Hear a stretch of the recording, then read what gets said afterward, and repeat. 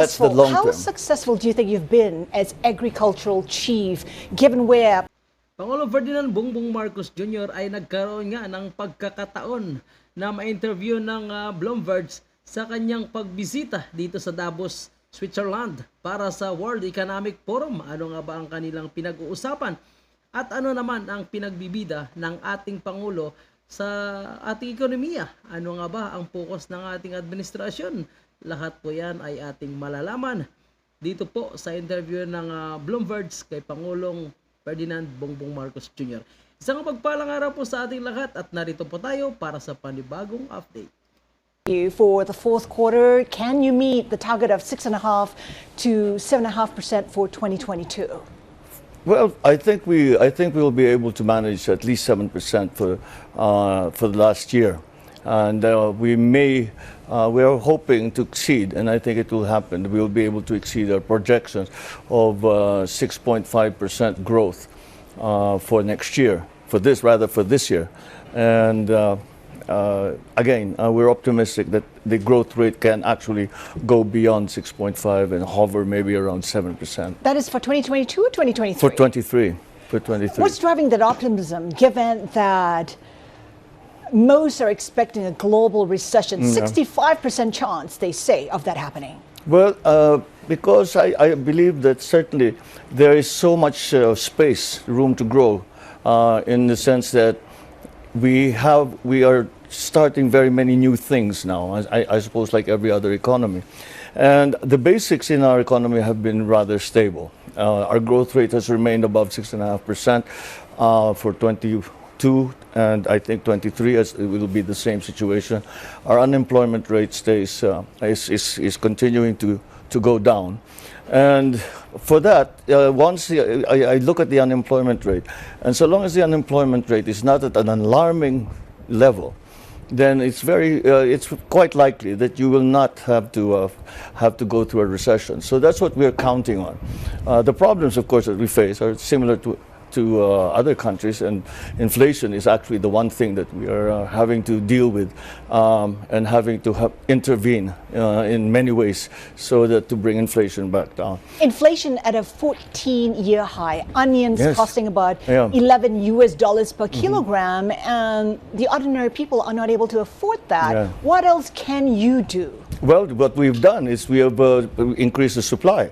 It's very, very simple. It's really a demand and supply situation. The onions, for example, it's a very simple analysis. You look at our production rate and how much we produce and how much is the demand, and there's no way you have to import. Now, in the long term, however, sugar is we have the same situation. We have to import because our production is not high enough. But the long term solution, of course, would be to increase production, and that's what we are working on. So these are measures that we are doing. These interventions are, I think, until we get in place the systems that will start to get our production levels up.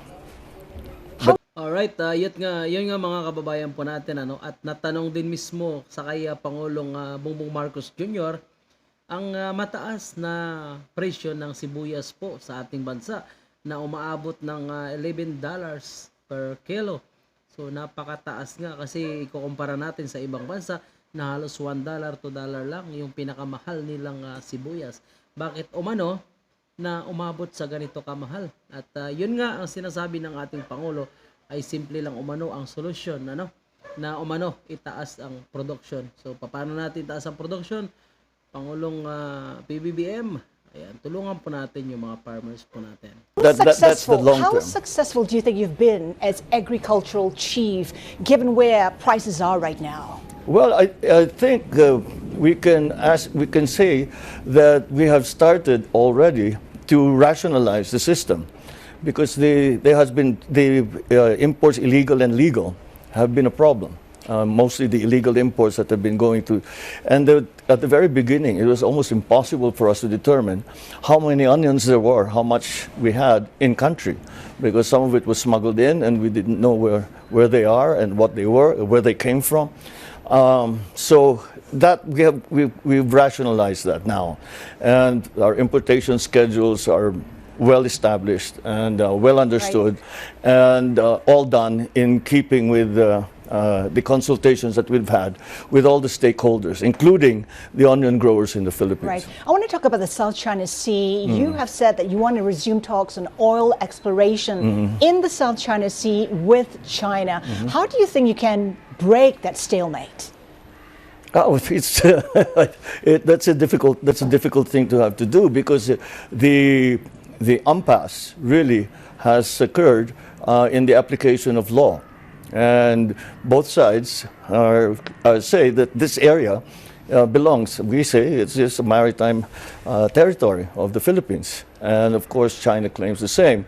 And therefore, the application of law is the local law. Is the Chinese side insists that it has to be the Chinese law, the Philippine side the same.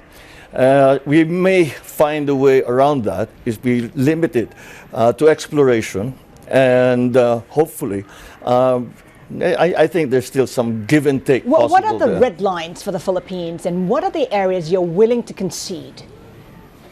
Well, we cannot concede. We cannot concede any of the territorial claims that are being made against our established territory. So that is the red line. That is something that will not move, and it's something that we cannot cross, because it's a very slippery road from there. So yung mga idol, at pinupunto po ng ating Pangulo dito na regarding po dito sa West Philippine Sea, ito yung mukhang may problema talaga tayo, na ang gusto ng ating Pangulo ay idaan sa diplomasyang pag-uusap, kasama ang China. So, ang tinatanong kasi, asan ba ditong area ng Pilipinas sa area ng China?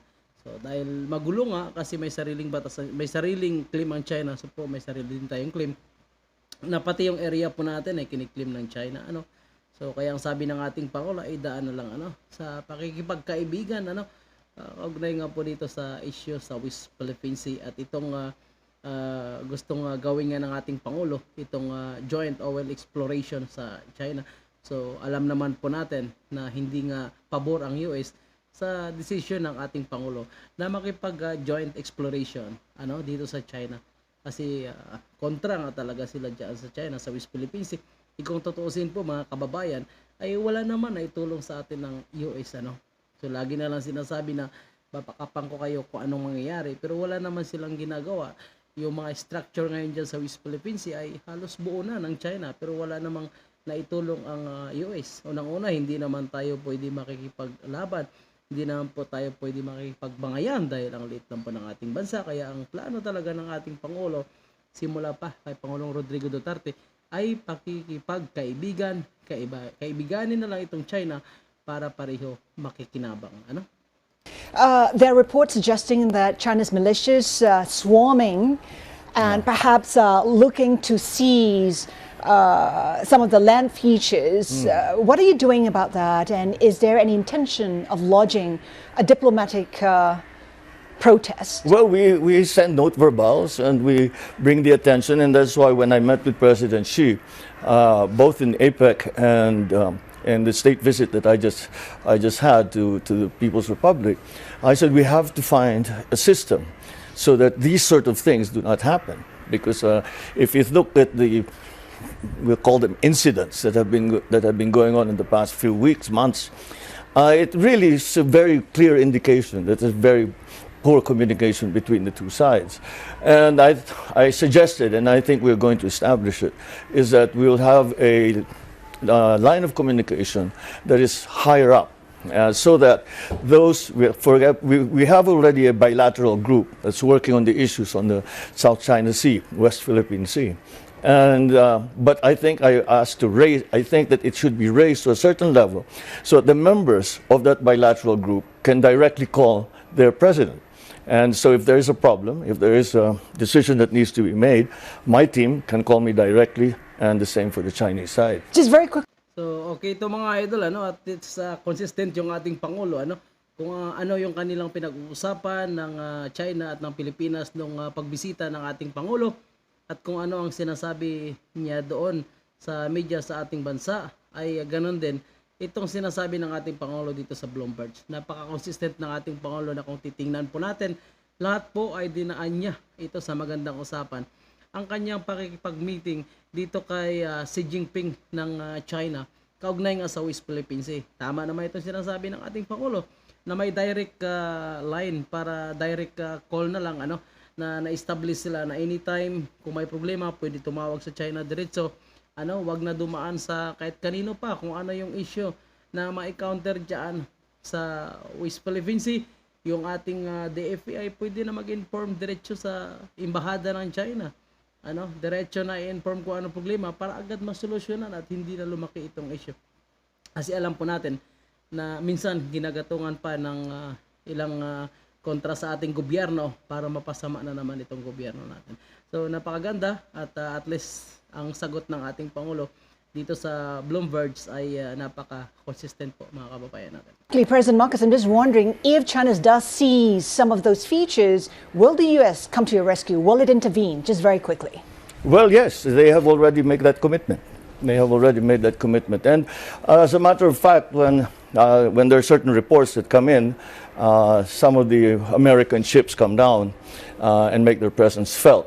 So that's just we were hoping just keep it, maintain it in that at that level, and we, of course, all of us that are stakeholders, ASEAN, Asia Pacific countries, all just want peace because we really have a great deal of work to do in recovering our economy.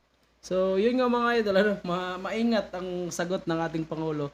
Kaugnay nga po dito sa tanong nitong reporter kung yung nangyaring incident na ito ay tumulong ba ang US? Lumapit ba sila? Inassist ba tayo ng US? So sabi ng ating Pangulo, yes, pumunta naman ng US Coast Guard, pumunta naman sila. Pero syempre, idaan na lang po natin sa maayos na usapan, diplomasya. Kasi sino naman talaga sa Asia yung gusto magkagulo? Ayaw naman natin magkagulo. At the same time, gaya ng Pilipinas, napakaliiting bansa natin kumpara sa China. Mga kababayan po natin. Kaya nga maingat talaga yung sagot ng ating Pangulo dito sa interview ng Bloomberg. Yung nga lang mga idol natin at natalakay nga po dito yung mahal ngayon ng bilihin sa ating bansa at natanong din na siya nga yung in charge ng Department of Agriculture pero ang presyo ng mga produktong agrikultura ay napakamahal. So sana itong 2022 medyo nahirapan yung ating Pangulo pag pasok ng 2023 January, maraming challenges. Ito na, tumaas na yung bigas, tumaas na yung sibuyas, itlog, asukal. Ngayon ang importation na naman ng asin ang kanilang pinag-uusapan sa Senado. So mukhang lahat nga na pangailangan po natin sa kusina ay mukhang magkakaroon ng Senate hearing itong mga Senado po natin, So hindi kasi pwede na puro na lang po tayo Senate hearing po, mga kababayan. So kailangan po natin yung eksaktong action nga mula sa ating Pangulo na sana pagbalik niya sa ating bansa ay masolusyonan na ito. Kaming mga Pilipino, Pangulong Bongbong Marcos Jr. ay hinahangad namin ipakita mo ang iyong tapang, iyong galit, lalo na sa mga nag-aabuso sa kapangyarihan sa iyong administrasyon. Maraming issue na lumalabas ngayon, yan ang gusto naming masolusyonan. Itong sa agrikultura, itong pag-import ng mga produktong pang-agrikultura. Marami palang kumikita dyan. So sana yaan ay masilip lahat ng ating Pangulo. Asahan natin yan, hindi naman natin talaga binabatikos yung ating administrasyon. Kundi ang hangarin lang po natin ay sana masolusyonan itong problema na pabigat po sa ating mga kababayan, pabigat po sa taong mahihirap. Pilipino mahihirap.